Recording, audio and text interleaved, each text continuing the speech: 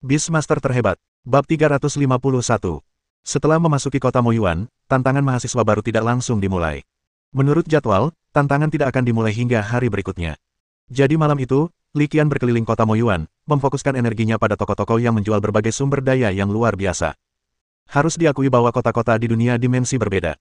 Mereka memiliki berbagai macam sumber daya yang luar biasa. Meskipun keragamannya tidak sebanyak di toko hewan peliharaan, harganya secara keseluruhan jauh lebih murah. Tentu saja, kota Moyuan tidak sepenuhnya baik. Ada juga masalah, yang terbesar adalah kualitas sumber daya yang luar biasa tidak merata. Beberapa sumber daya yang luar biasa kualitasnya lumayan, sementara yang lain benar-benar palsu.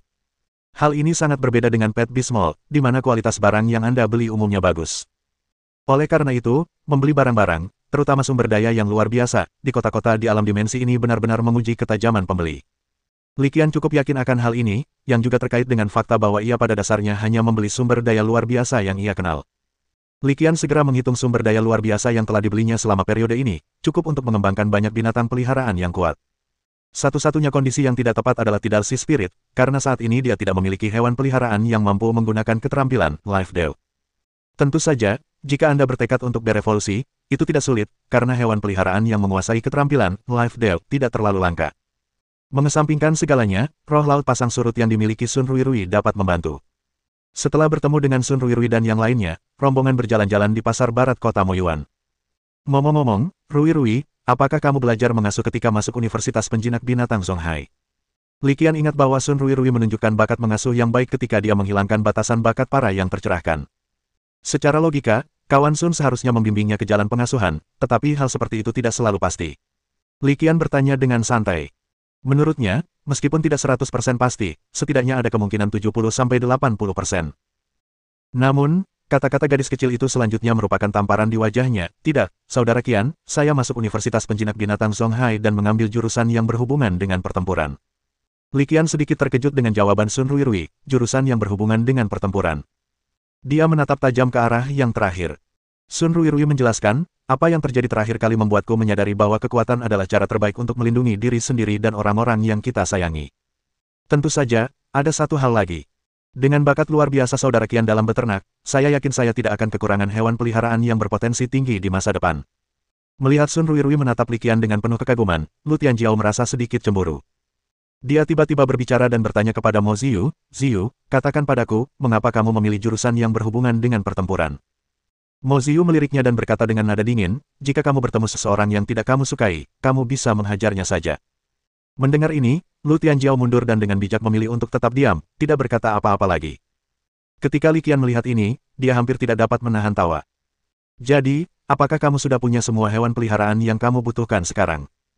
Mengabaikan kejenakaan Lu Tianjiao, dia bertanya lagi, nadanya tersamar.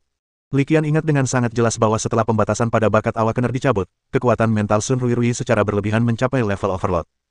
Secara logika, dia seharusnya bisa mengontrak 4 binatang peliharaan sekarang, itulah sebabnya Li Qian menanyakan pertanyaan ini. Tidak, Paman, ketika aku bilang kekuatan spiritualku meningkat terlalu cepat, dan aku perlu menenangkan diri untuk sementara waktu, jawab Sun Ruirui. Dia benar-benar menikmati suasana tanya jawab dan bisa merasakan perhatian Li Qian padanya. Setelah berkeliling selama sekitar 3 jam, rombongan kembali ke hotel sekolah masing-masing. Tidak ada yang terjadi dalam semalam, dan tantangan mahasiswa baru dimulai tepat waktu keesokan harinya, dimulai dengan acara utama. Dengan kata lain, ini adalah kompetisi pertarungan. Tantangan mahasiswa baru ini dibagi menjadi 3 tahap. Tahap pertama adalah pertandingan 1 lawan 1. Setiap siswa baru yang berpartisipasi akan menerima poin, dan poin mereka akan bertambah seiring dengan meningkatnya peringkat mereka. Skor berhenti bertambah ketika siswa tersebut kalah, yang merupakan skor akhir yang diterima siswa baru. Total skor semua siswa baru merupakan skor akhir Beastaming University. Aturannya sangat sederhana. Tahap kompetisi ini sebenarnya tentang kekuatan sekolah. Hanya dengan membina sejumlah siswa berprestasi yang memadai, sekolah dapat memperoleh keuntungan dalam tahap ini. Kalau tidak, meskipun seorang siswa memenangi juara pertama, belum tentu mereka dapat menonjol di antara siswa lainnya. Setelah pertandingan dimulai, Li Qian langsung menjadi penonton. Ada 4 arena pertempuran di seluruh kota Moyuan, dan Li Qian langsung menuju arena pertempuran Fei Yu tempat Lu Tianjiao berada tanpa ragu. Dilihat dari apa yang kulihat hari itu, kuharap orang ini tidak bertemu dengan mahasiswa baru dari Universitas Kansai Beastmaster. Kalau tidak, dia pasti akan mengalami kesulitan, pikir Li Qian. Lalu, sesuatu yang tak terduga terjadi. Li Qian duduk di kursi penonton di sisi Universitas Penjinak Binatang Sazu, memperhatikan lawan Lu Tianjiao, dan tak dapat menahan diri untuk menggerakkan bibirnya. Lawannya adalah nomor 25, dan lawan pertama yang ditarik adalah Lu Tianjiao. Kebetulan sekali, orang ini adalah mahasiswa Universitas Penjinak Binatang Kansai. Setelah terkejut sesaat, bibir Li Qian melengkung membentuk senyum tipis. Ia berkata kepada Fatian di sampingnya, ini semakin menarik. Apa yang menarik? Tanya Fatian sambil menatap Li Qian dengan tatapan penuh tanya. Li Qian tersenyum tipis, lihat saja nanti. Lagi pula, ini belum tentu benar. Aku juga berharap aku salah. Perkataan Li Qian membuat Fatian semakin penasaran. Dia memperhatikan dengan saksama, ingin melihat apa yang akan terjadi. Tak lama kemudian, dia melihatnya, lalu matanya terbelalak karena terkejut. Pertandingan yang secara acak diikuti Lu Tianjiao kali ini adalah permainan 1 lawan 1, jadi dia segera melepaskan binatang peliharaannya, angsa 5 warna. Angsa 5 warna merupakan hewan peliharaan yang sangat kuat, dengan potensi ras yang tidak kalah dari naga banjir bersisik biru, dan levelnya telah dilatih oleh Lu Tianjiao ke level komandan. Meskipun jelas bahwa ia baru saja mencapai level komandan, kekuatan tempurnya sudah cukup tangguh. Namun, situasi tak terduga terjadi, lawannya juga seorang Beastmaster level komandan yang baru saja mencapai level tersebut. Meskipun binatang peliharaan lawan, kera api hati, sedikit lebih rendah potensinya dibandingkan angsa 5 warna, ia sangat mahir dalam menyerang titik kuat, dan untuk beberapa saat ia bertarung melawan angsa 5 warna hingga tak berkutik. Secara logika, dalam situasi seperti ini, seharusnya tidak terjadi apa-apa, tetapi kecelakaan itu terjadi tanpa peringatan apapun. Mahasiswa baru dari Universitas Penjinak Binatang Kansai melanggar aturan tak tertulis. Secara konvensional, para penjinak binatang tidak akan mempertaruhkan nyawa mereka dalam pertarungan antar binatang, tetapi mahasiswa baru dari Universitas Penjinak Binatang Kansai ini melanggar konvensi ini. Saat kera api hati dan angsa 5 warna terkunci dalam pertarungan sengit, dia tiba-tiba menyerang wujud asli Lu Tianjiao. Adegan ini tidak hanya mengejutkan penonton, tetapi juga mengejutkan Lu Tianjiao. Saat dia menyadari apa yang terjadi, lawannya sudah menyerbu ke arahnya, dan dia tidak punya waktu untuk menghindar.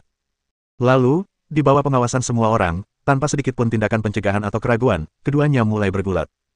Adegan ini, yang biasanya hanya terlihat saat gadis-gadis bertengkar, disajikan seperti ini.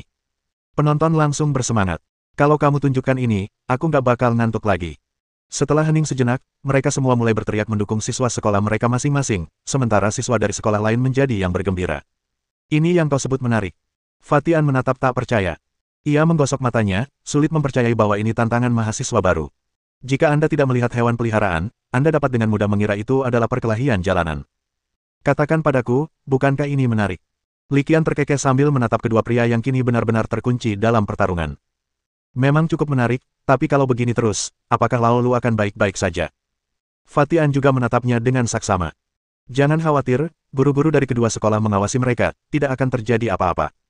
Li Qian melambaikan tangannya dan berkata, lagi pula, dengan kondisi fisik mereka, mereka bisa bertarung seharian penuh tanpa membahayakan nyawa mereka. Mendengar ini, Fatian mengangguk. Kalau begitu aku lega. Ia lalu berteriak, pukul dia. Pukul dia sampai mati. Pukul bajingan itu. Melihat ini, Li Qian tak kuasa menahan diri untuk menempelkan tangannya ke dahinya. Namun, tatapannya tidak pernah meninggalkan wajahnya. Bukankah ini akan memicu tren buruk? Di sebuah ruangan pribadi di arena pertempuran, seorang wanita muda tak kuasa menahan cemberut saat menyaksikan adegan ini. Tidak apa-apa. Pertarungan seperti ini sebenarnya akan membantu mereka beradaptasi dengan aturan bertahan hidup di dimensi lain di masa depan, kata Gao Tianle, wakil kepala sekolah Universitas Penjinak Binatang Kansai, tanpa rasa khawatir. Ini bukan atas perintahmu, kan? Pria berwajah gelap itu menatap Gao Tianle dengan curiga. Gao Tianle tersenyum kecut, ini hanya tantangan mahasiswa baru. Menang atau kalah tidak akan berpengaruh banyak. Aku tidak perlu menggunakan taktik licik seperti itu. Menurutku itu hebat. Dulu, yang ada hanyalah pertarungan hewan peliharaan, yang terlihat sangat intens, tapi kenyataannya, intensitasnya tidak setinggi itu. Kali ini, jauh lebih baik, kata seorang guru laki-laki berkacamata berbingkai emas. Petik 2. Di dalam ruang pribadi, terjadi kesibukan diskusi, dengan semua guru yang memimpin kelompok memfokuskan perhatian mereka pada tempat berlangsungnya diskusi. Di dalam arena, pertarungan berlangsung sangat sengit. Akhirnya, setelah hampir 1 jam bertarung, Lu Tianjiao, yang memiliki kemampuan fisik superior, berhasil mengalahkan lawannya. Tentu saja, ia kelelahan akibat pertempuran itu, tetapi kelelahan itu bukan hal utama. Yang paling membuatnya frustrasi adalah citranya yang telah hancur total. Dengan wajah memar dan bengkak, ia tampak hampir seperti boneka goyang. Meskipun Li Qian merasa dirinya cukup mampu mengendalikan diri, ia tak kuasa menahan tawa ketika melihatnya. Sial, apa orang ini gila? Setelah memenangkan pertandingan dan kembali ke belakang panggung, Lu Tianjiao tak kuasa menahan diri untuk mengeluh. Li Qian juga pergi ke belakang panggung. Ia mendengar keluhan Lu Tianjiao dan tersenyum tipis, apa mereka gila? Kurasa itu wajar saja. Apa maksudmu? Tanya Lu Tianjiao dengan ekspresi bingung di wajahnya. Kamu lupa bagaimana kamu mengkritik orang ketika kamu masuk Universitas Penjinak Binatang Kansai kemarin. Li Qian mengingatkannya sambil tersenyum. Tidak mungkin, hanya karena masalah sepele ini. Suara Lu Tianjiao tiba-tiba naik beberapa desibel setelah mendengar kata-kata Li Qian. Aku lupa memberitahumu, aku melihat pemandu yang menyambut kita hari itu. Sepertinya dia juga ikut tantangan mahasiswa baru ini. Li Qian terus mengingatkannya. Ekspresi wajah Lu Tianjiao berubah drastis, dan dia tidak bisa menahan diri untuk mengutuk, brengsek. Bab 352. Aku. Lu Tianjiao hampir menangis. Siapa sangka, ucapan sekilas saja bisa berakibat seperti itu. Kalau saja aku tahu ini akan terjadi, aku tidak akan melakukannya sejak awal. Tapi tidak apa-apa, pertarungan selanjutnya bukan melawan mahasiswa baru dari Universitas Kansai Beastmaster, jadi aku bisa bertarung seperti biasa. Mendengar ini, Li Qian tersenyum tipis dan berkata, terkadang, begitu kotak Pandora dibuka, tidak mudah untuk menutupnya. Ternyata, tebakannya benar. Sore harinya, di pertandingan kedua, lawan Lu Tianjiao memang bukan mahasiswa baru dari Universitas Penjinak Binatang Kansai, melainkan mahasiswa baru dari Universitas Penjinak Binatang Mizu. Akan tetapi, begitu pertarungan hewan peliharaan dimulai, lawan menerkam tanpa ragu-ragu. Sialan, ini tidak perlu di antara kita. Lu Tianjiao hampir menangis ketika melihat pemandangan ini. Lawan di depannya tampaknya tidak terlalu kuat, tetapi jika mereka bertarung, dia pasti akan terluka. Pada akhirnya, ia tetap berhasil mengalahkan lawannya.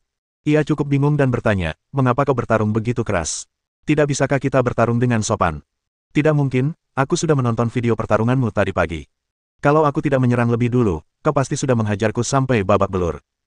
Lawan yang tergeletak di tanah itu berkata, aku tidak punya pilihan selain bertarung habis-habisan. Mendengar ini, bibir Lu Tianjiao berkedut, tidak yakin harus berkata apa. Dia tahu betul bahwa apapun yang dia katakan saat ini, pihak lain tidak akan mempercayainya, jadi dia hanya tetap diam dan bungkam. Liu Hailiang dari Universitas Penjinak Binatang Kyoto menang. Guo Qiming dari Universitas Penjinak Binatang Petir menang. Petik 2. Setelah pertandingan Lu Tianjiao, banyak pertandingan lainnya juga berakhir. Tidak mengherankan, semua pertempuran ini melibatkan pertarungan antara makhluk asli itu sendiri. Sebenarnya mereka tidak mau, tetapi pertarungan Lu Tianjiao dengan mahasiswa baru Universitas Penjinak Binatang Kansai telah membuka kotak Pandora. Sekalipun mereka tidak ingin bertarung satu sama lain dengan cara yang tidak beradab seperti itu, mereka tetap harus waspada. Kalau tidak, jika orang lain tiba-tiba melancarkan serangan, Anda akan berada dalam posisi defensif. Berdasarkan gagasan ini, banyak orang memilih untuk menyerang lebih dulu.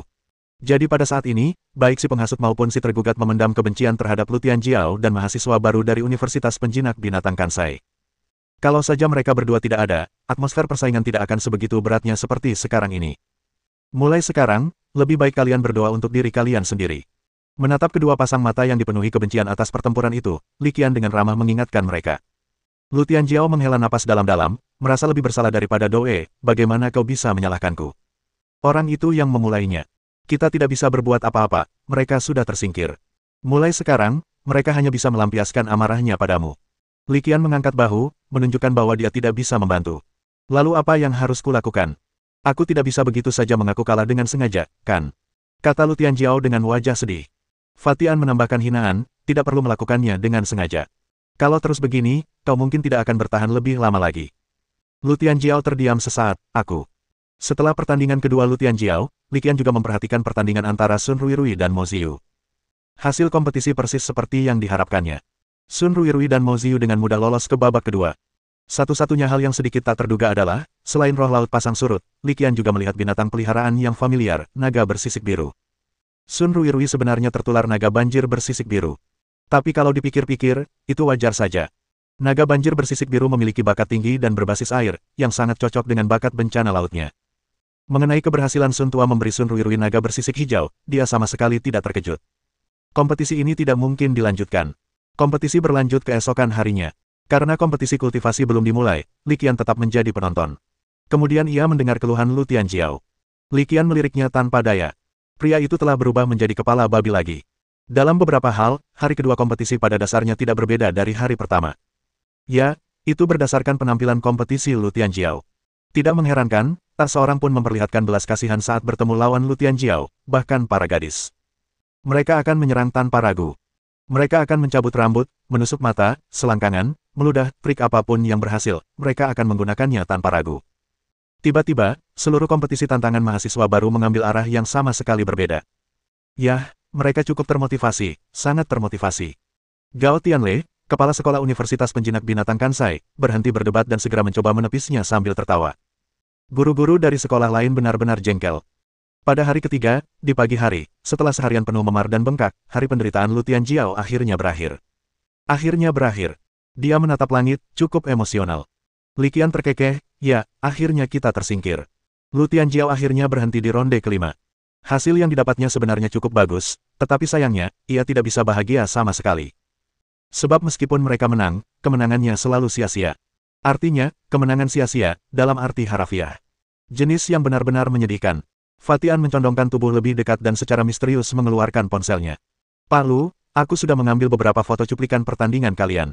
Mau lihat bareng? Kemarilah, kemarilah, biar kulihat. Lu Tianjiao mencondongkan badan dengan curiga untuk melihat, tetapi sesaat kemudian, apa yang dilihatnya di foto itu hampir menghancurkan ketenangannya. Ponsel An Pangzi penuh dengan foto-foto dirinya dipukuli dan wajahnya memar dan bengkak. Astaga! Begitu melihat foto-foto ini, Lu Tianjiao tersipu dan mengulurkan tangan untuk meraih ponselnya. An Pangzi tiba-tiba menarik kembali teleponnya, meninggalkan Lu Tianjiao dengan tangan kosong. Dia langsung mengumpat, si gendut An, bisa nggak sih kamu berhenti jadi orang brengsek? Kenapa kamu foto ini? Fatian terkekeh dan tanpa ampun membeberkannya, jangan terlalu bersemangat. Sekalipun aku tidak merekamnya, pihak berwenang tetap merekamnya. Kalau kau tidak percaya, lihat saja beritanya, dan kau pasti akan mendapati dirimu di dalamnya. Aku tak ingin hidup lagi. Lu Tianjiao mengeluarkan ponselnya dan melihatnya, lalu meratap dan meraung dalam, duka cita yang mendalam, reputasiku seumur hidup. Li Qian tidak dapat menahan tawa, beginilah jadinya kalau lidahmu tajam. Mengabaikan rasa sakit Lu Tianjiao, Li Qian tertawa tanpa ampun. Kebisingan itu tidak berlangsung lama. Tak lama kemudian, ia mengalihkan perhatiannya ke hal lain. Kompetisi pelatihan akan segera dimulai. Karena jumlah pesertanya tidak banyak, maka kompetisi latihan ini hanya ada 2 babak, yaitu babak penyisihan dan babak final. Pada babak pertama ini, babak penyisihan, Li Qian berkompetisi dengan 9 mahasiswa baru lainnya. Langkah-langkah pengamanannya cukup baik. Li Qian memandang ruang kompetisi, mengamatinya sejenak, lalu mengangguk puas. Bab 353. Kompetisi latihan berbeda dengan kompetisi pertarungan. Untuk memastikan hasil benar-benar milik sendiri, demonstrasi di tempat diperlukan. Namun, demonstrasi di tempat akan menimbulkan masalah kerahasiaan, sehingga kompetisi semi terbuka ini dibuat. 10 ruang budidaya didirikan di dalam lokasi, masing-masing terisolasi dari pandangan luar. Sebelum memasuki ruang inkubasi, diperlukan pemeriksaan untuk memastikan tidak terjadi kecurangan.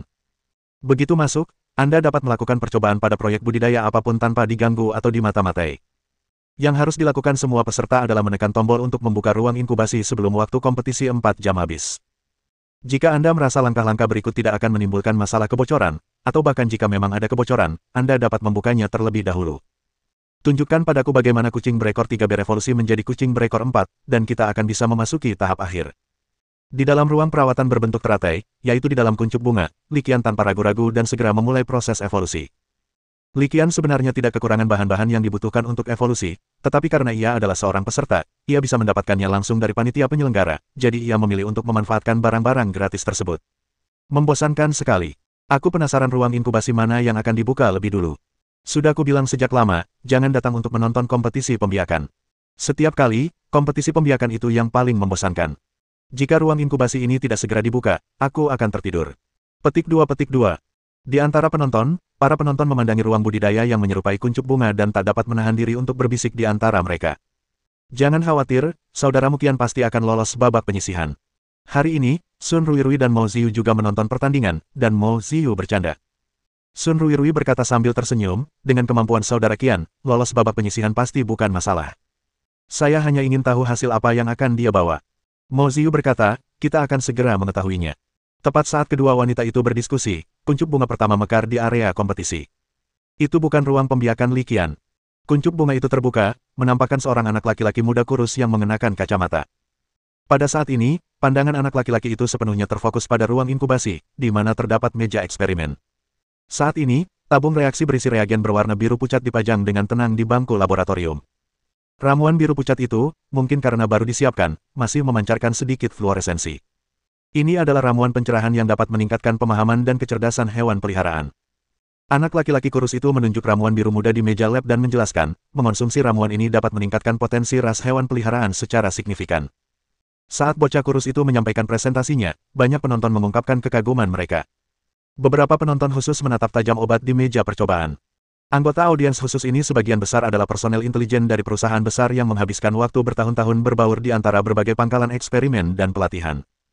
Jika ada prestasi baru yang diraih, mereka akan berbondong-bondong seperti hiu yang mencium darah. Meskipun tantangan mahasiswa baru ini hanya kompetisi untuk mahasiswa baru, tingkat dan standar kompetisinya seharusnya tidak terlalu tinggi. Meskipun demikian, hal itu tetap menarik personel intelijen dari banyak perusahaan. Mereka datang ke sini bukan hanya untuk fokus pada kompetisi tempur, tetapi juga pada kompetisi pelatihan. Hasilnya hanyalah satu aspek. Aspek lainnya adalah untuk mengevaluasi personel. Jika mereka menemukan pendatang baru yang menjanjikan, apakah mereka unggul dalam pertempuran, pengasuhan, atau bidang lainnya, mereka akan menghubungi mereka melalui investasi. Tentu saja, investasi semacam itu tidak gratis. Perusahaan-perusahaan besar ini berinvestasi pada perusahaan rintisan yang berpotensi tinggi dengan harapan memperoleh keuntungan. Setelah lulus, mahasiswa bekerja di perusahaan-perusahaan ini selama sejumlah tahun atau bekerja sama dengan mereka secara langsung. Situasi utamanya masih seperti sebelumnya. Sebelum mendaftar di Universitas Penjinak Binatang Sazu, Li Qian telah menerima undangan investasi dari perusahaan hewan peliharaan di kota Lingshui, kota Yunlan, dan bahkan provinsi Jiangnan. Namun, setelah mendengarkan pengantar guru Chu Xiran, Li Qian tidak menyetujui satu pun dari mereka. Li Qian tidak menentang kerjasama dengan perusahaan hewan peliharaan ini, tetapi kerjasama tersebut harus didasarkan pada situasi yang saling menguntungkan. Pada tahap ini, penelitian Li Qian belum menemui masalah yang tidak dapat dipecahkan. Di masa mendatang, ketika penelitian semakin mendalam dan diperlukan akses ke sumber daya tingkat tinggi, Li Qian akan mempertimbangkan hal ini. Kembali ke topik, di arena, bocah kurus itu dengan bangga memamerkan ramuan pencerahan yang baru saja dikembangkannya. Pengenalannya menarik minat banyak orang. Tepat saat dia selesai berbicara, seorang lelaki tua berjubah biru tiba-tiba muncul di sampingnya beberapa langkah kemudian. Pria tua berjubah biru itu dikenali oleh beberapa pemirsa yang bermata tajam segera setelah dia muncul. Dia adalah Presiden Mage, Wakil Dekan Institut Pelatihan Universitas Penjinak Binatang Kansai, dan juga Wakil Presiden Asosiasi Pelatih Kota Kansai dan Presiden Asosiasi Apoteker. Dengan begitu banyak gelar, orang tua ini pasti sangat mengesankan. Dia lebih dari sekadar luar biasa. Begini saja, di bidang kedokteran hewan, dia termasuk di antara 5 besar di seluruh provinsi Siping. Jika hewan peliharaan Anda dapat dilatih olehnya, potensi rasnya akan dengan mudah meningkat 3 atau 4 tingkat. Itu menakjubkan. Petik 2. Penjelasan yang diberikan oleh beberapa orang dalam telah menjelaskan kepada banyak pemirsa apa yang membuat Mage begitu menakjubkan. Mereka semua mengalihkan pandangan ke arah lelaki tua berpakaian biru itu. Orang tua berjubah biru itu berambut abu-abu dan tampak sangat tua, tetapi tubuhnya luar biasa lincah. Hanya dengan beberapa langkah sederhana, seolah memperkecil jarak hingga 1 inci, dia tiba di depan bocah kurus itu. Coba saya lihat, katanya sambil menunjuk tabung reaksi berwarna biru pucat. Anak lelaki kurus itu mengerti bahwa lelaki tua itu datang untuk memeriksa hasilnya, jadi dia menyerahkan tabung reaksi berisi reagen tanpa ragu sedikitpun. Orang tua berpakaian biru itu mengambil tabung reaksi berisi obat lalu melambaikan tangan. Segera setelah itu, seekor burung kenari hitam terbang entah dari mana. Burung kenari hitam bertengger di bahu lelaki tua berbaju biru. Lelaki tua itu tersenyum lalu menuangkan obat dari tabung reaksi biru pucat itu. Burung pipit kecil yang bertengger di bahu menangkap semuanya dan menelannya. Apakah ini uji coba narkoba? Melihat ini, semua orang langsung paham bahwa Ketua Mage sedang melakukan uji coba narkoba. Pengujian narkoba di tempat benar-benar membutuhkan keterampilan dan keberanian. Eksperimen itu tidak berlangsung lama.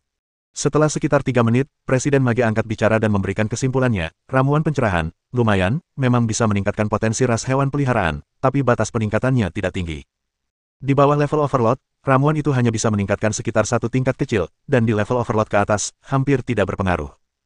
Perkataan Presiden Mage mengecewakan anak kurus itu, tetapi dia segera ceria kembali. Sekalipun hanya meningkatkan potensi ras hewan peliharaan di bawah level overload 1 tingkatan kecil, nilainya masih cukup besar. Lulus babak penyisihan seharusnya tidak menjadi masalah sama sekali. Bab 354. Tidak lama setelah bocah kurus itu menyelesaikan demonstrasinya, mahasiswa baru lainnya membuka ruang inkubasinya. Kali ini, ia memamerkan prestasinya dalam melatih burung bertulang putih. Burung tulang merupakan hewan peliharaan tipe mayat hidup, dan melalui pelatihannya, ia secara mengejutkan telah menguasai keterampilan tipe racun yang cukup kuat. Hasil ini cukup bagus. Akan tetapi, secara keseluruhan, ramuan ini masih kurang dibandingkan dengan ramuan pencerahan yang baru saja kita terima. Li Qian tinggal di ruang inkubasi dan baru memulai proses evolusi ketika ia merasa waktunya tepat.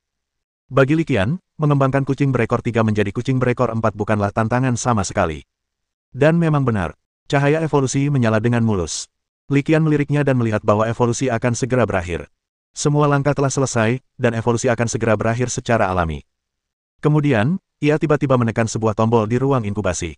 Saat tombol menuju ruang inkubasi ditekan, ruangan berbentuk kuncup bunga itu langsung terbuka, memperlihatkan cahaya evolusi yang menyilaukan. Apakah ini evolusi? Kelihatannya seperti kucing berekor 4. Bagus, sekarang sudah sampai ruang pembiakan ketiga, dan akhirnya kita menyaksikan evolusi hewan peliharaan. Kucing berekor 4, menarik, sangat menarik. Petik 2.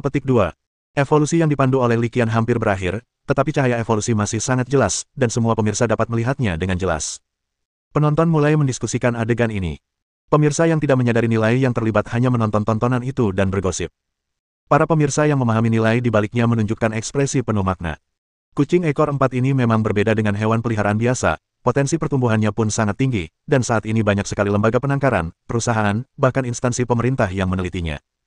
Banyak organisasi atau basis penangkaran ini telah menguasai proses evolusi dari kucing berekor 3 menjadi kucing berekor 4, tetapi ini tidak berarti bahwa proses evolusinya tidak sulit.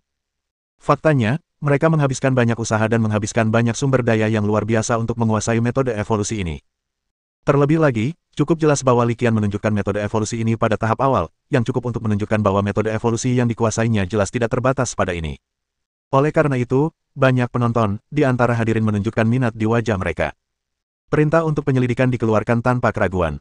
Mereka semua ingin mengetahui semua informasi tentang Li Qian sesegera mungkin. Sekitar tengah hari, semua ruang pembiakan untuk kelompok mereka dibuka. Bagian yang paling berharga adalah proses evolusi dari kucing berekor 3 menjadi kucing berekor 4 yang didemonstrasikan oleh Li Qian. Kompetisi anak laki-laki kurus, yang melibatkan ramuan pencerahan, juga menunjukkan nilai yang cukup besar. Terakhir, ada metode evolusi bermutasi yang dibawa oleh mahasiswa baru Beast Taming di University of Minnesota. Meskipun potensi hewan peliharaan yang berevolusi tidak tinggi, mereka memiliki nilai penelitian yang sangat tinggi. Oleh karena itu, pendekatan evolusionernya akhirnya memperoleh nilai yang baik. Ini sebanding dengan metode evolusi kucing berekor 4 milik Li Qian dan ramuan pencerahan milik bocah kurus. Sesuai dugaan, Li Qian melaju ke babak final di hari kedua.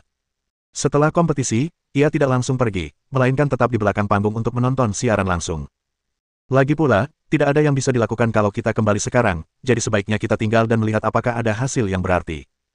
Lagi pula, kita semua belajar tentang kultivasi. Kita bisa belajar dari pengalaman orang lain dan mungkin bahkan mendapatkan sesuatu dari mereka. Li Qian menyaksikan pertandingan itu dengan mengingat hal ini, dan ternyata, kali ini dia benar. Pada pertandingan grup ketiga, dia justru melihat sesuatu yang menarik. Ini adalah ayam merah jambul perak yang saya kembangkan. Meskipun potensinya belum tinggi pada tahap ini, saya yakin ayam ini memiliki nilai penelitian yang tinggi, ujar seorang anak laki-laki berambut pirang yang dicat, berbicara dengan fasih. Banyak pemirsa yang tidak dapat menahan diri untuk tidak bercanda setelah mendengar ceritanya. Ayam berbulu merah bermahkota perak milikmu pasti berevolusi dari kalkun, kan? Tidak akan seperti ayam bermahkota emas berbulu merah, yang berevolusi sekali namun tetap tidak berguna. Bahkan sepotong materi evolusi yang tidak berguna pun memiliki nilai. Petik 2. Jelas, penonton tidak terlalu optimis dengan evolusi ini, mengingat reputasi buruk, 4 pemborosan. Berkat Li Qian, ikan koi secara halus telah kehilangan julukannya, tetapi 3 kotoran lainnya tetap tidak berubah. Mereka akan bersikap skeptis. Menghadapi ejekan penonton, bocah berambut pirang itu merasa malu dan wajahnya berubah jelek, jadi dia hanya mulai berlatih diam. Akhirnya, setelah dievaluasi oleh ahli pengembang biakan, ia diberi peringkat tidak buruk, meskipun ini dilakukan dengan tipuan. Banyaknya peneliti yang mempelajari ayam bulu merah memberikan beberapa wawasan yang berharga. Li Qian, yang duduk di belakang panggung, sedikit menyipitkan matanya saat melihat pemandangan ini. Ketika Li Qian meninggalkan peternakan Changfeng, ia membawa Jiva dan istrinya. Li Qian mengembangkan Jiva menjadi ayam bermahkota emas berbulu merah menggunakan rumput awan api. Ini juga merupakan jalur evolusi yang terkenal untuk ayam bulu merah. Sayangnya, ketika ia mencoba menirunya dan mengembangkan istri Chicken menjadi ayam bermahkota emas berbulu merah, ia menemukan bahwa hal itu tidak berhasil. Istri Chicken, Cai Yun, tidak dapat berevolusi menjadi ayam bermahkota emas berbulu merah dengan menggunakan rumput awan api. Saat itu, Li Qian berspekulasi bahwa ayam bulu merah jantan dan betina pasti mengikuti jalur evolusi yang sangat berbeda.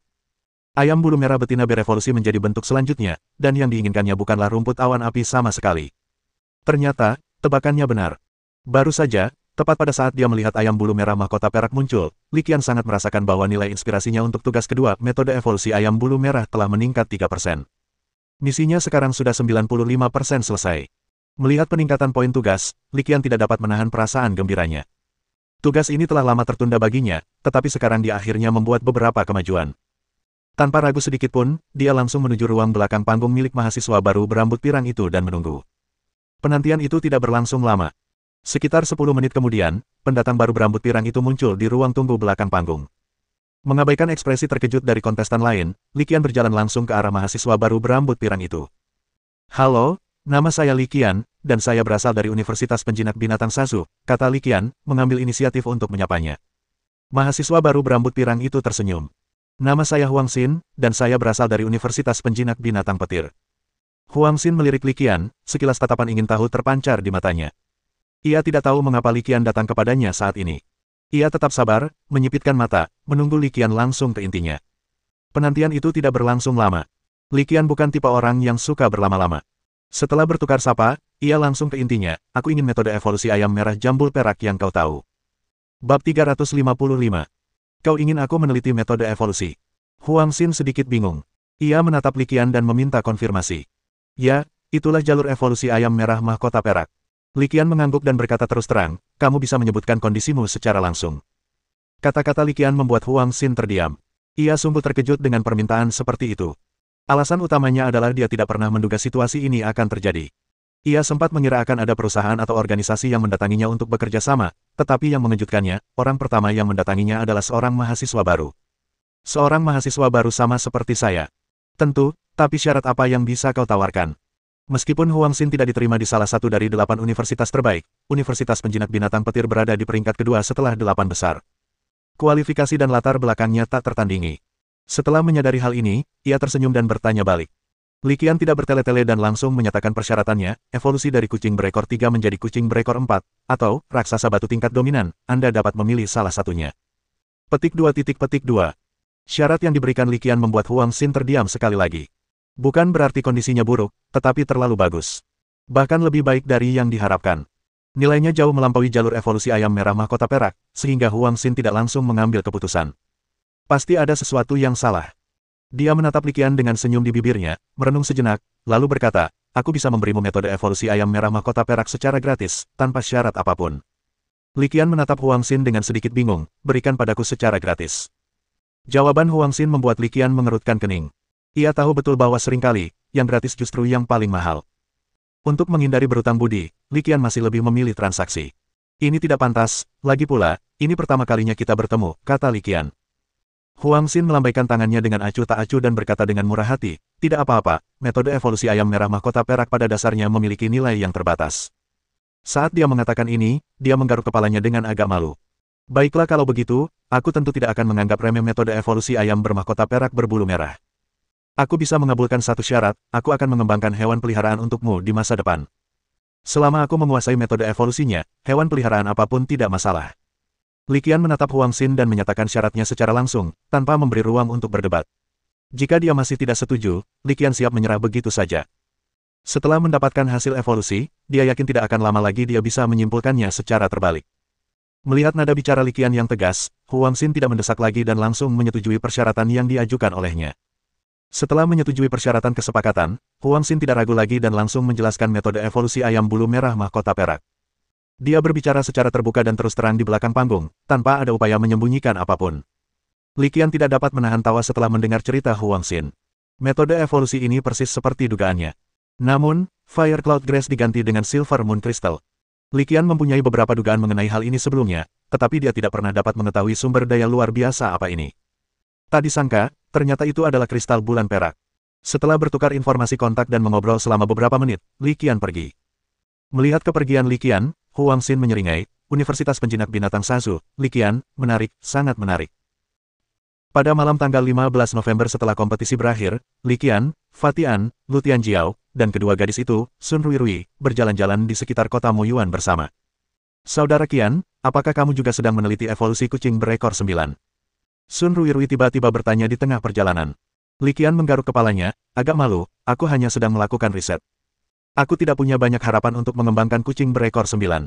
Malahan, aku sudah terjebak di versi berekor 4 sampai berekor 5. Kak Qian, jangan berkecil hati.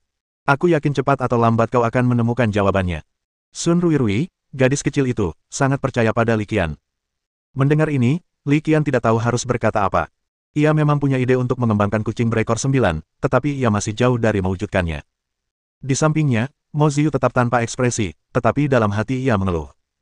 Tampaknya temanku benar-benar tidak bisa diselamatkan. Dia mempercayai semua yang dikatakannya. Saat mereka mengobrol, Li Qian tiba-tiba teringat sesuatu dan bertanya dengan ekspresi agak aneh, bagaimana kabar Profesor Sun?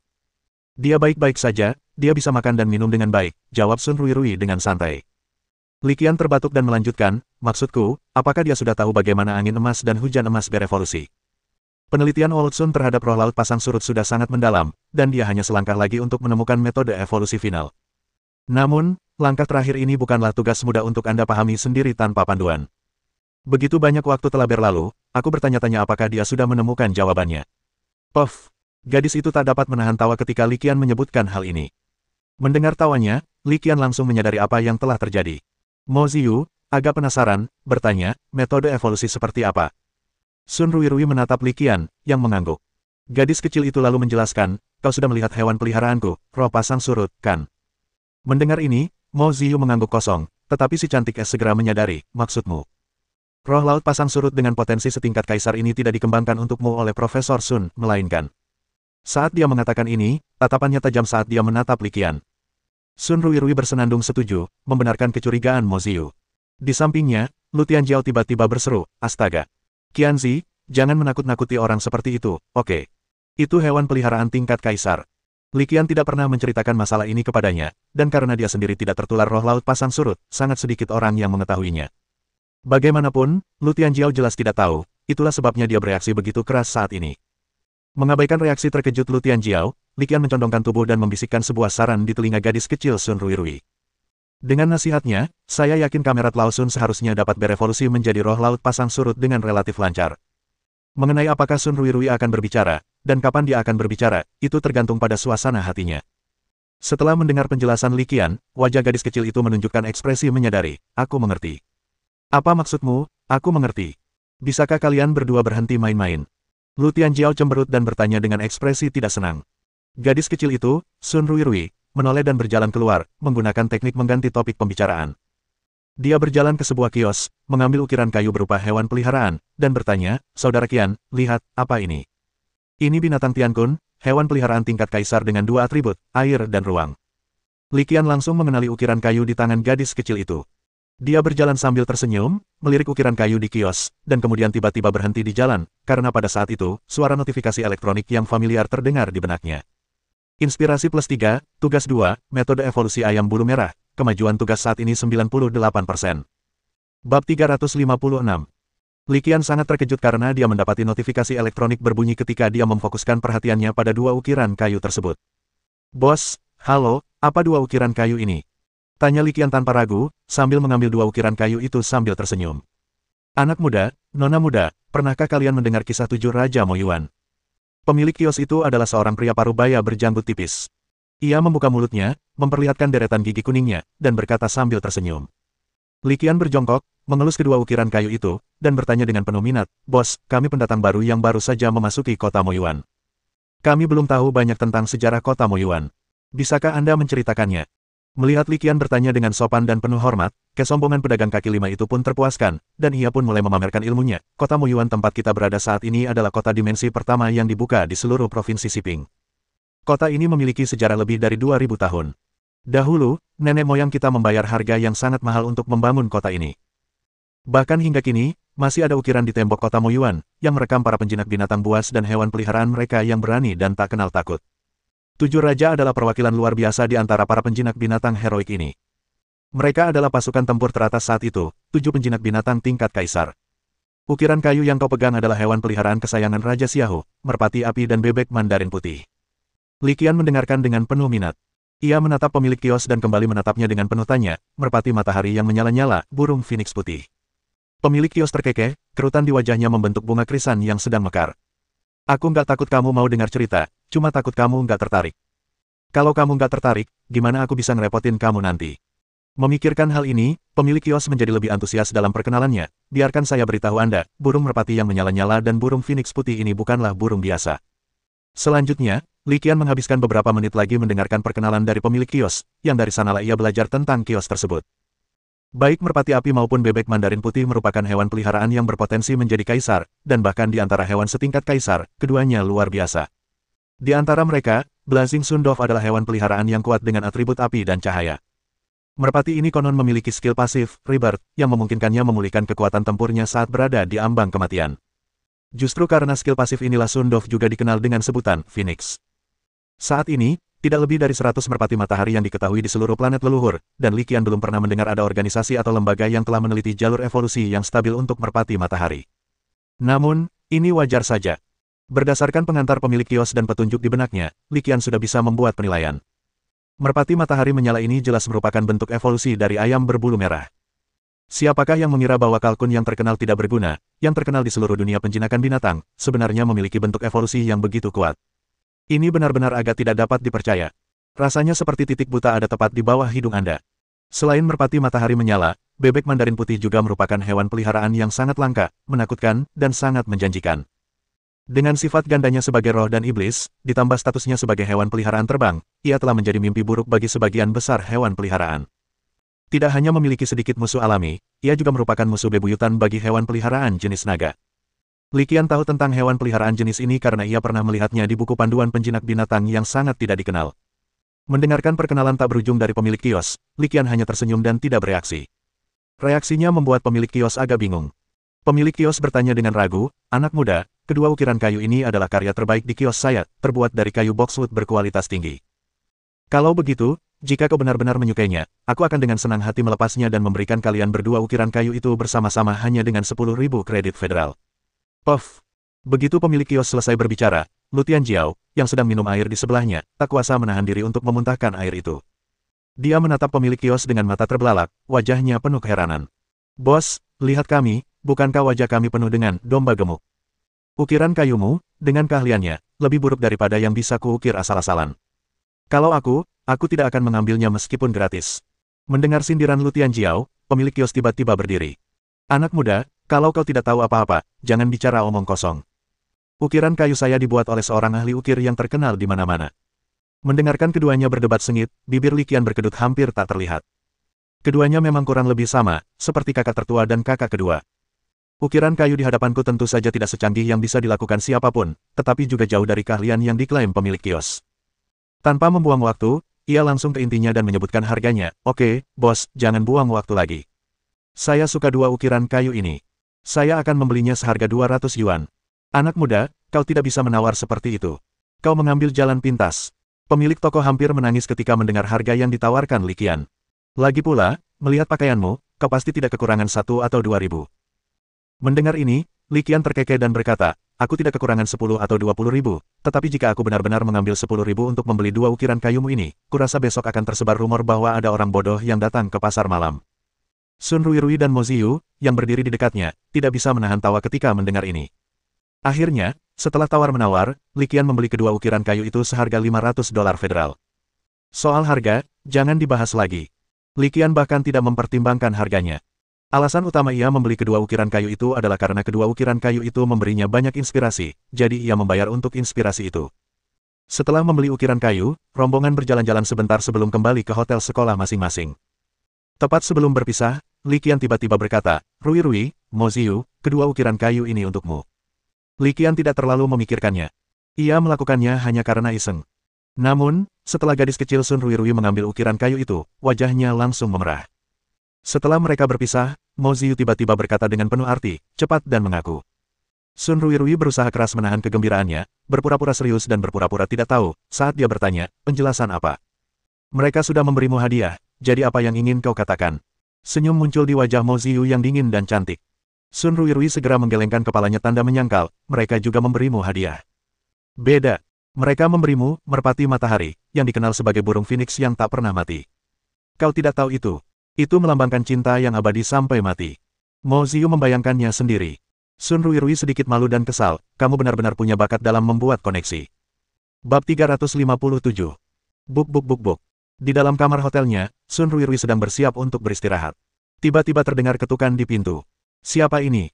"Paman ketiga." Gadis kecil itu bertanya, lalu pada saat yang sama berjalan mendekat, membuka pintu, dan tampaklah sosok yang dikenalnya. Sun Ruirui menatap sosok itu dan mengeluarkan suara agak terkejut. Dia benar-benar tidak menyangka bahwa kawan tua Sun benar-benar akan muncul di sini. "Coba kulihat apakah anak itu telah menyihirmu," kata Sun Hongyi. Sun Ruirui mengundangnya masuk ke rumah. "Kau datang untuk menemui Profesor Lan Feifei dari Universitas Penjinak Binatang Kansai, kan?" Batuk, batuk, batuk. "Jangan bicara omong kosong." Sun Hongyi terbatuk ringan setelah mendengar kata-kata Sun Ruirui. Ekspresinya sedikit tidak wajar. Dia memelototi Sun Ruirui. "Hei, kita sedang membicarakan bisnismu, jangan mengalihkan topik. Apa yang harus kukatakan tentang bisnisku?" Gadis kecil itu cemberut, berkata dengan agak bersalah. "Apa lagi yang harus kukatakan? Mereka sudah memberimu hadiah." Sun tua menunjuk ukiran kayu yang diletakkan Sun Ruirui di meja samping tempat tidur. Sun Ruirui bereaksi bagaikan kucing liar yang ekornya diinjak. Paman ketiga, kau benar-benar mengikutiku. Aku tidak mengikutimu, aku hanya iseng-iseng saja. Aku tidak menyangka kau akan mengaku tanpa diminta, kata Sun Tua sambil tersenyum. Paman ketiga, bagaimana bisa kau melakukan ini? Wajah Sun Ruirui langsung memerah seperti apel. Suasana canggung itu berlangsung sebentar sebelum Sun Tua mendesah dalam-dalam. Sayangnya, anak perempuan tumbuh dewasa dan meninggalkan rumah, terutama keponakan perempuan. Kalau kamu memang suka sama bocah nakal itu, silakan saja. Old Sun menatap keponakannya, berhenti sejenak, lalu melanjutkan, terkadang, bersikap ragu-ragu dan bimbang belum tentu merupakan hal yang baik. Kalau kau mengerti hatimu sendiri, maka kejarlah kebahagiaanmu sendiri dengan berani, jangan sampai berakhir sepertiku. Di akhir kata-katanya, Kamerat Sun kembali mendesah tak berdaya. Jelas dia pria yang punya cerita. Ia segera menenangkan diri, tatapannya mengeras. Tapi jangan khawatir, paman ketigamu akan selalu menjadi pendukung terkuatmu. Kalau anak itu berani menindasmu, aku akan mematahkan kakinya untukmu. Paman ketiga, aku dan dia hanya teman biasa. Gadis kecil itu merasa malu dengan apa yang dikatakannya dan menjawab dengan lemah. Hanya teman biasa. Sun Tua terkekeh mendengarnya. Baguslah. Aku akan menarik kembali pendaftaran pertukaran pelajarmu untuk semester depan. Hah? Paman ketiga, bagaimana kau tahu? Sun Ruirui tertegun sejenak, lalu segera menyadari apa yang sedang terjadi dan berseru dengan nada mendesak. Semester depan, ia berencana untuk melanjutkan studi di Universitas Penjinak Binatang Sazu sebagai mahasiswa pertukaran. Ia baru saja membicarakan hal ini, tetapi tanpa diduga, paman ketiganya mengetahuinya. Tampaknya sekolah benar-benar tidak mempunyai rahasia untuknya. Baiklah, aku tidak akan menggodamu lagi. Melihat ekspresi malu keponakannya, Sun Tua menggelengkan kepalanya. Jangan khawatir, aku tidak bilang apa-apa. Permohonanmu seharusnya disetujui. Paman ketiga. Diliputi emosi, gadis kecil itu sempat bingung harus berkata apa. Setelah beberapa saat, akhirnya ia berbicara, suaranya nyaris tak terdengar, terima kasih. Dia tiba-tiba mendekatkan diri ke telinga paman ketiganya dan membisikkan sesuatu. Ketika Kamerat Sun mendengar bisikan keponakannya di telinganya, matanya tiba-tiba terbelalak. Jadi begitu. Syarat terakhir agar kuncup mutiara emas berevolusi menjadi roh laut pasang surut adalah bersedia, sungguh. Seru Sun Tua kagum. Anak baik, pantas saja kau jenius dalam mengasuh, kau bahkan menemukan ini. Aku semakin tua. Paman ketiga, Anda sedang dalam masa kemasan, Anda sama sekali tidak tua. Sun Ruirui melancarkan rayuan manisnya, lalu melanjutkan, Paman ketiga, saya sudah melakukan riset untuk Anda. Sejak pengorbanan suaminya yang malang, Guru Lan Feifei tetap melajang. Apakah Anda masih punya kesempatan? Batuk. Dasar bocah nakal. Wajah Sun Tua berkedut, lalu ia batuk beberapa kali lagi. Secercah harapan tiba-tiba muncul di matanya. Haruskah aku menggunakan poin pencapaian? Sementara itu, di seberang ruangan, Li Qian terjebak dalam dilema. Jika kemajuan misi, cara mengembangkan ayam bulu merah, benar-benar terhenti di 98%, dia tidak akan ragu menggunakan poin prestasi untuk mengisi kekosongan itu. Namun, kenyataannya sangat berbeda. Angka 98% hanyalah gabungan kemajuan dari kedua metode evolusi. Faktanya, kemajuan yang sebenarnya jauh lebih rendah. Coba saja. Pupil mata Li Qian sedikit mengerut saat ia mengambil keputusan. Tanpa ragu, ia langsung mencobanya. Haruskah saya menginvestasikan 8 poin pencapaian untuk menyelesaikan tugas ini? Pemberitahuan itu terdengar di benak saya dengan sangat cepat. Mendengar pemberitahuan itu di benaknya, Li Qian tak kuasa menahan diri untuk menggelengkan kepala. Benar saja, semuanya sesuai harapannya. Tingkat penyelesaian tugas ini sebenarnya hanya 92%. Diperlukan 8 poin pencapaian untuk mengisi kekosongan dalam misi, yang memaksa Li Qian untuk berpikir hati-hati. Awalnya, ia berencana menggunakan evolusi ekstrim Sky Eagle atau Tidal Sea Spirit untuk menghadapi ujian akhir besok, tetapi sekarang ia punya pilihan lain. Jika mereka dapat menunjukkan jalur evolusi burung merpati matahari atau burung bangau mahkota putih, itu akan lebih mengesankan, dan memenangkan kejuaraan akan menjadi hal yang pasti. Dia telah memastikan bahwa hadiah untuk kejuaraan ini memang buah reinkarnasi. Hadiah ini bukanlah sesuatu yang harus Anda miliki, tetapi sesuatu yang tidak boleh Anda lewatkan begitu saja. Baik Fierce Sky Eagle maupun Tidal Sea Spirit secara teori seharusnya mampu memenangkan kejuaraan. Namun, ada juga kemungkinan kecil hal itu akan ditekan, lagi pula, ini adalah tantangan mahasiswa baru, dan hampir semua jenius yang terdaftar tahun ini dari seluruh federasi telah datang. Dalam hal mengembangkan bakat, Li Qian yakin ia cukup berbakat, meskipun ia juga memiliki sedikit bakat. Meskipun begitu, ia tidak bisa meremehkan siapapun. Aku akan berinvestasi. Setelah banyak pertimbangan, Li Qian memutuskan untuk menginvestasikan poin pencapaiannya. Untuk memastikan semuanya berjalan sempurna, pengeluaran ini cukup diperlukan. Li Qian tahu betul apa arti kebangkitan bakat kedua penjinakan binatang baginya. Ini bisa jadi kesempatan kedua untuk lepas landas. Li Qian adalah orang yang tegas. Begitu dia membuat keputusan, dia tidak ragu-ragu. Jadi, dia langsung menginvestasikan 8 poin pencapaian untuk menyelesaikan tugas kedua, metode evolusi ayam bulu merah. Saat tugas diserahkan, sejumlah besar informasi membanjiri pikirannya. Li Qian duduk diam di kursi di ruangan itu, menyerap aliran informasi besar ini. Sekitar 15 menit kemudian, dia tiba-tiba membuka matanya, sekilas terlihat kegembiraan di matanya. Itu benar-benar sepadan. Setelah sepenuhnya menyerap aliran informasi yang sangat besar ini dan menguasai jalur evolusi dari ayam bulu merah ke merpati matahari terbakar, Li Qian berkomentar dengan tulus. Bab 358. Sebagaimana dugaan Li Qian sendiri, ayam bulu merah mahkota emas hanyalah bentuk transisi dan tidak dapat dianggap sebagai evolusi. Hal serupa juga berlaku pada burung pegar berbulu merah bermahkota perak. Alasan untuk bentuk peralihan ini terutama untuk akhirnya berevolusi menjadi merpati matahari atau bangau mahkota putih. Proses evolusi ini melibatkan 2 tahap. Proses pertama sudah terkenal, yaitu mengembangkan ayam bulu merah menjadi ayam bulu merah mahkota emas dengan menggunakan rumput awan api. Ayam bulu merah mahkota emas memiliki jengger yang besar, sehingga memudahkannya menguasai keterampilan penyerapan energi cahaya. Tentu saja, hal itu juga memudahkannya untuk berlatih dan meningkatkan tingkat keterampilannya. Ketika ayam bulu merah mahkota emas melatih keterampilan penyerapan energi cahaya hingga sempurna, ia dapat membuka evolusi keduanya. Yakni, ayam bulu merah mahkota emas berevolusi menjadi merpati matahari atau bebek mandarin mahkota putih. Tahap ini memerlukan penggunaan 2 sumber daya luar biasa yang sangat berharga. Kristal matahari dan batuan vulkanik milenium. Langkah terakhir adalah menggunakan kedua sumber daya ini untuk mengembangkan ayam bulu merah mahkota emas menjadi merpati matahari. Evolusi di sini tidak terjadi dalam semalam. Ini juga memerlukan perencanaan yang cermat dan cermat. Li Qian merasa bahwa tanpa bantuan jari emas, orang yang kuat dan berpengaruh, ia memperkirakan akan membutuhkan 7 atau 8 tahun lagi untuk menemukan kunci pemahamannya. Sebab selama evolusi, ayam bulu merah mahkota emas tidak hanya perlu sepenuhnya memanfaatkan keahlian penyerapan energi cahaya, ia juga memerlukan sejumlah dukungan daya tembak. Dukungan daya tembak di sini persis seperti apa namanya, dukungan daya tembak. Yaitu menggunakan skill tipe api bersuhu tinggi pada ayam bulu merah mahkota emas. Li Qian tidak khawatir tentang hal ini karena kehadiran Frostfire Salamander. Setelah memahami sepenuhnya proses evolusi dari ayam bulu merah mahkota emas hingga merpati matahari terik, Li Qian segera bertindak tanpa ragu-ragu. Dia segera masuk ke intranet tantangan mahasiswa baru ini dan mengajukan permohonan sumber daya yang dibutuhkan untuk ujian akhir besok. Karena Sun Crystal dan Millennium Volcanic Rock merupakan sumber daya luar biasa yang sangat berharga, panitia penyelenggara Freshman Challenge mengirimkan surat pertanyaan kepada Ge Yuming, ketua tim Sazu Bistaming University, segera setelah Li Qian mengajukan lamarannya. Mereka memiliki hak untuk memobilisasi sumber daya biasa yang luar biasa, tetapi keduanya harus ditangani dengan sangat hati-hati. Ge Yuming adalah guru yang memimpin para mahasiswa baru Universitas Penjinak Binatang Sazu. Ia adalah guru yang sangat dihormati di Akademi Tempur. Dikatakan bahwa level penjinakan binatang buasnya telah mencapai puncak level Overlord, dan dia hanya selangkah lagi untuk naik ke level Emperor. Dia adalah penjinak binatang muda yang paling menjanjikan di seluruh Universitas Penjinak Binatang Sazu. Setelah membaca isi surat pertanyaan itu, Ge Yuming sedikit bingung. Setelah mengerutkan kening dan berpikir sejenak, dia menelepon langsung Dekan Fei dari Akademi Pelatihan. Dan kemudian, jawaban yang diterimanya adalah dukungan, apapun kondisinya, dukungan penuh. Sejujurnya, Ge Yuming cukup terkejut ketika mendengar jawaban ini.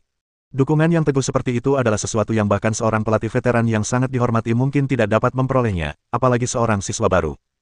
Akan tetapi, berdasarkan pemahamannya terhadap Din Fei, dia tetap memilih untuk mempercayainya. Pada saat yang sama, sedikit antisipasi muncul di matanya. Ujian akhir besok bakal seru. Semoga ada kejutan. Setelah bergumam sendiri, ia memberikan jawaban pasti kepada panitia Freshman Challenge. Balasan ini bukan sekedar komentar biasa. Jika dalam kompetisi berikutnya ditemukan bahwa Li Qian tidak memanfaatkan kedua sumber daya ini dengan baik, sehingga mengakibatkan pemborosan besar, selisih harganya harus ditanggung oleh Universitas Penjinak Binatang Sazu. Setelah mengajukan permohonan sumber daya, Li Qian segera menelepon ke rumah.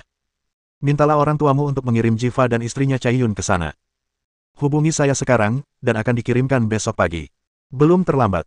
Tentu saja, justru karena masih ada waktu, Li Qian mempertimbangkan untuk mengubah hewan peliharaannya yang telah berevolusi. Waktu berlalu dengan cepat, dan hampir pukul 9 pagi ketika ayam dan pasangannya, Cai Yun, dikirim ke kota Moyuan. Sekitar waktu yang sama, orang tuanya meneleponnya untuk mengonfirmasi masalah tersebut.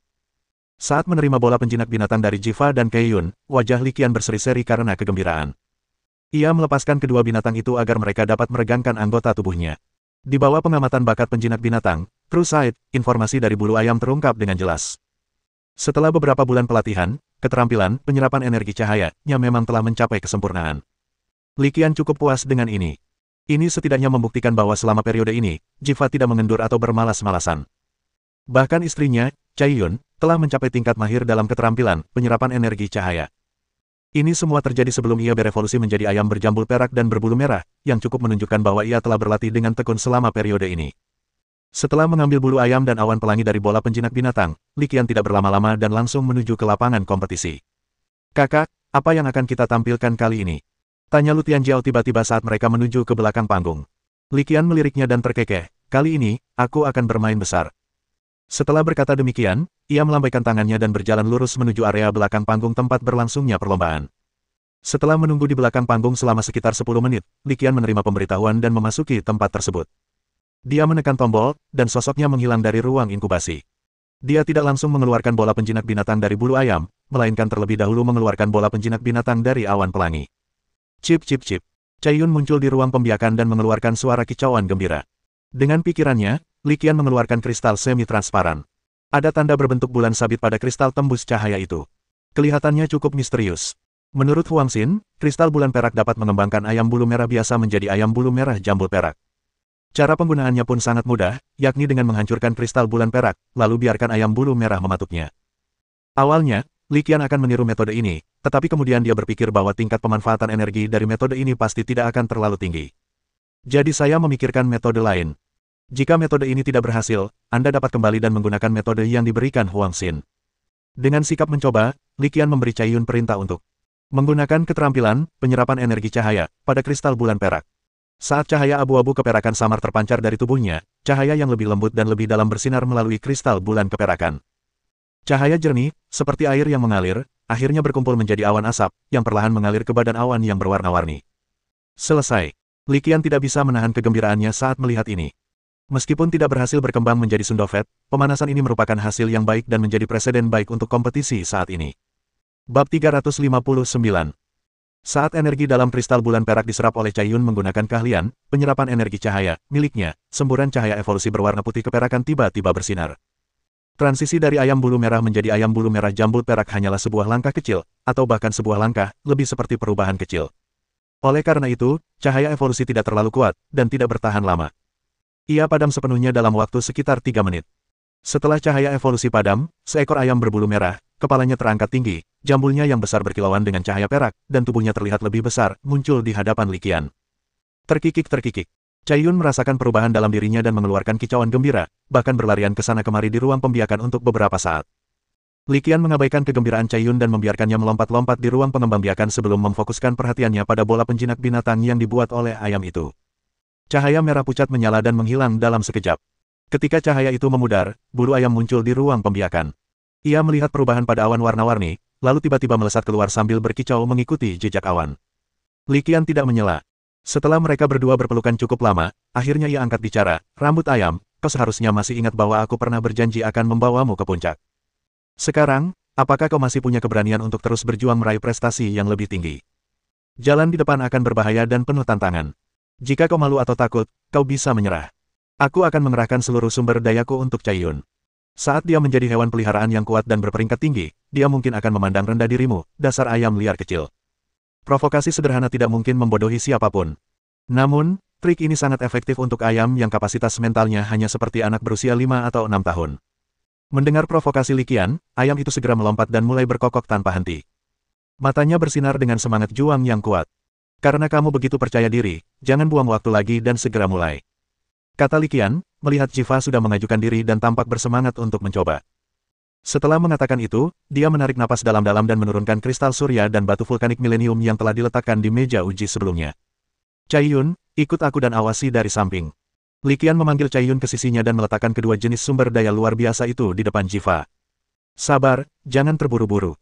Li Qian mengatakan ini bukan hanya kepada Jiva, tetapi juga untuk mengingatkan dirinya sendiri. Sekitar 5 atau 6 menit berlalu seperti ini. Begitu ia merasa bahwa ia dan hewan peliharaannya telah mencapai puncaknya, Li Qian tiba-tiba berteriak, sekarang. Gunakan skill penyerapan energi cahaya. Tanpa ragu, rambut ayam pun mempercayai Li Qian sepenuhnya dan langsung mengikuti instruksi Li Qian untuk mengaktifkan skill penyerapan energi cahaya. Melihat hal ini, Li Qian melanjutkan dengan berbicara lantang, berikan segalanya, jangan beri ruang untuk mundur. Saat Li Qian berteriak, cahaya yang terpancar dari tubuh ayam, karena penggunaan keterampilan penyerapan energi cahaya, langsung menjadi lebih terang. Merasakan saatnya telah tiba, Li Qian segera bertindak, dan cahaya dari susunan pemanggilan menyala di depan matanya. Xiao Liu yang besar melompat keluar. Gunakan jurus lempar api pada ayam itu. Setelah Xiao Liu muncul, Li Qian mengulurkan tangannya, menunjuk tajam, lalu terus berteriak. Xiao Liu sedikit bingung, namun instingnya mengatakan bahwa Li Qian tidak akan menyakiti Jiva, jadi ia tidak ragu-ragu dan langsung menggunakan keahliannya sesuai dengan perintah Jiva. Ia membuka mulutnya, mengembunkan api bersuhu tinggi di dalamnya, lalu menyemburkannya keluar seperti meteor.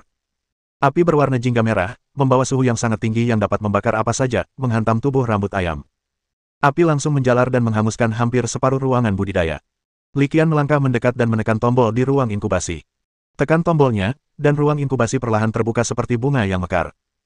Alasan Li Qian memilih untuk membuka ruang pembiakan saat ini bukan hanya karena ia telah menggunakan semua metode evolusi dan sekarang giliran ayam untuk melakukan tugasnya, tetapi juga karena suhu di dalam ruang pembiakan benar-benar terlalu tinggi untuk ia tanggung. Ruang inkubasi terbuka, dan api yang berkobar langsung muncul di area kompetisi, menerangi sebagian besar lapangan. Apa yang terjadi? Kenapa ada api besar yang keluar dari ruang inkubasi? Apakah pembiakannya gagal? Apa yang sedang dia teliti? Bagaimana bisa menyebabkan kebakaran sebesar itu? Dengan api sebesar ini, mungkin tidak ada peluang. Petik 2. Di tribun, para penonton mulai mendiskusikan apa yang mereka lihat. Tidak, energinya sedang terkumpul. Anak ini mungkin sedang mempersiapkan jurus pamungkas. Tidak seperti penonton biasa, Sun Hongyi cukup mengenal Li Qian dan tahu bahwa kemampuan Li Qian tidak akan mudah hilang. Terlebih lagi, ia juga seorang kultivator ulung. Berdasarkan pengalaman kultivasinya di masa lalu dan wawasannya sendiri, ia telah melihat beberapa petunjuk. Demikian pula, Sun Hongyi bukanlah satu-satunya orang yang menyadari ada yang tidak beres. Kebanyakan dari mereka adalah instruktur dari berbagai universitas penjinak binatang atau investigator dari perusahaan besar. Mereka menatap tajam ke arah api yang berkobar di arena, sementara yang lain terpaku pada jam tangan pemantau energi di tangan mereka.